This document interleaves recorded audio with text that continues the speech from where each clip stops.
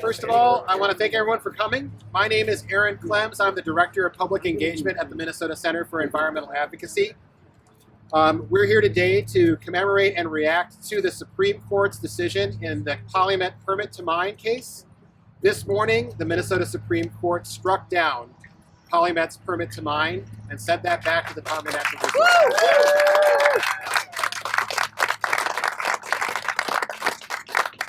This has been an incredibly long journey for many of the folks who have been involved in this battle. And it's really a critical moment because it's the first time that we've reached the end of the road on a decision point for PolyMet.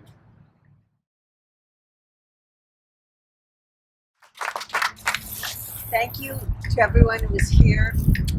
And thank you to our allied organizations, Minnesota Center for Environmental Advocacy, Friends of the Boundary Waters Wilderness, and to the Fond du Lac Band of Lake Superior, Chippewa, who has been our ally all throughout this process. I'm Paula Maccabee. I'm the Advocacy Director and Counsel for WaterLegacy, and I've been doing this work since WaterLegacy was founded in 2009.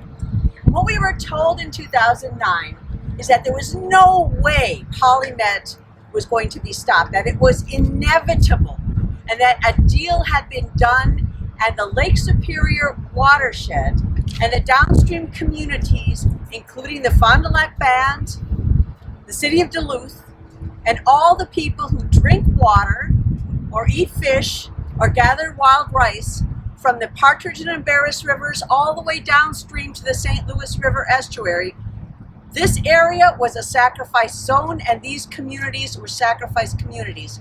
I'm here to tell you, based on today's victory as a capper to a lot of other victories, that deal was not made with the citizens of Minnesota, and that deal was not made with the courts. And there is no sacrifice zone in Superior watershed, and there is no sacrifice zone in Minnesota where dangerous and risky sulfide mining could be or should be permitted. Now, I've been told that PolyMet is saying that today's decision was either a win for them or it was mixed. There's an old saying that a mine is a hole in the ground and with a liar standing next to it. Well, today PolyMet is that liar. This decision is not mixed. As Catherine said, this decision is a reset button landmark day, because what the Minnesota Supreme Court has said, and they're the highest court that can rule on this, is that the DNR, the Department of Natural Resources, issued a permit in violation of law. The specific thing they said is that DNR had no right to issue a forever permit with an indefinite term. And that's not a trivial issue, because by issuing a forever permit, what the DNR was able to do is duck some of the hard questions, like what to do with permanent or long-term for centuries toxic pollution, or what to do about a mine plan that never had a closure for the tailings basin. By requiring a term for the permit, the Minnesota Supreme Court has required DNR to consider these issues and start over.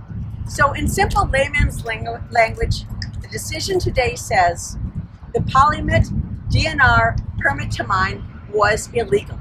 The permit has just gone boom. And in addition to saying that the PolyMet permit was illegal, the Minnesota Supreme Court has also ordered a contested case hearing. Now, I know that PolyMet is making a big deal out of the fact that Minnesota Supreme Court only forced a contested case hearing on one issue. That issue is bentonite, and it's important because it was PolyMet's only gimmick to deal with the issue of acid mine drainage at the tailings basin. And the Minnesota Supreme Court basically said, PolyMet, you have no evidence. DNR, you have no substantial evidence to make this decision. Now, I'm going to tell you that WaterLegacy, the clean water advocates who have been fighting this fight in the courts, and the hundreds of thousands of Minnesotans who don't want sulfide mining to destroy the Lake Superior watersheds or create environmental injustice. We're not going to stop there. We're going to ask the DNR and the administrative law judge and ask Governor Walz to make sure there's a contested case hearing on all the important issues, at least the impropriety and danger of an upstream dam like the one that collapsed in Brazil and killed 270 people. At least making sure that financial assurance is proper so that Minnesota taxpayers won't be at risk. And at least making sure that the multi-billion-dollar Glencore Swiss corporation, if they're going to be running this project, which they are now as the majority owner, they need to be on the permits and be liable. But more than just asking that there be a full review of the PolyMet project and a contested case hearing, we need to ask the DNR and the governor and the citizens of Minnesota whether this flaw in permitting really exposes something more fundamental. PolyMet is a low-grade deposit. Even with the cheap upstream dam method and the cheapest way of attempting to capture acid mine drainage after it was released, PolyMet was only marginally economic. If the DNR does its job and requires modern, best available technology, the PolyMet project simply would not be economically feasible.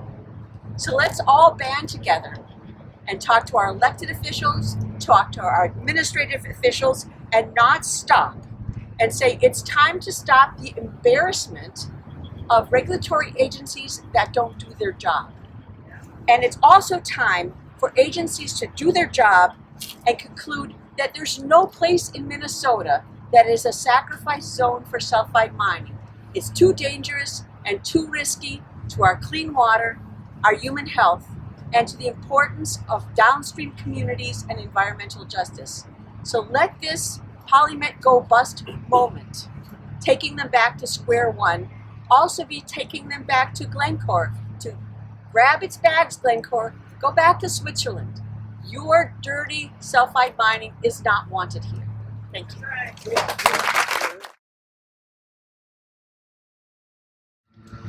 Thank you for coming out today. I'm Jen McKeen. I am the state senator representing Senate District 7, that's the city of Duluth.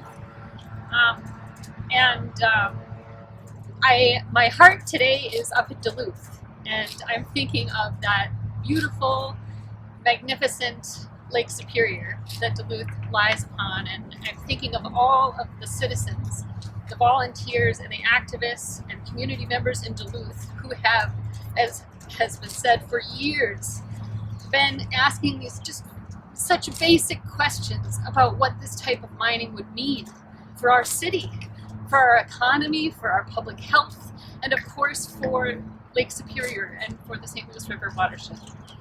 So, I also started organizing around this issue politically with citizen volunteers in Duluth years ago when we found out that the PolyMet Glencore project was making progress and it was looking like this actually could happen.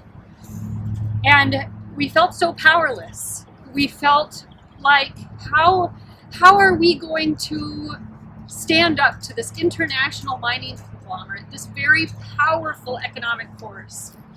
And how are we going to stand up to the politics within the agencies and within our state that are cheerleading for this type of mining?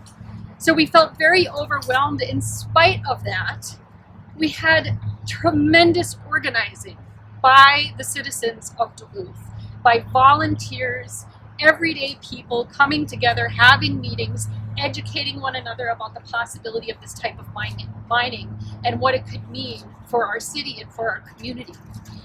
And I want to thank so much all of those people who took it upon themselves to organize and to make sure that we would move forward. Today is a day that so many people in Duluth and throughout the state of Minnesota have been working toward, and it's a very, very emotional day. As soon as the Supreme Court case came out, my phone lit up with all of my friends and colleagues up in Duluth celebrating this decision, because we are so thankful that we're going to be protected as a community. And we're so thankful that all of the work and the hardship that we've been through these last years now finally has some hope and some possibility of moving forward in a better way.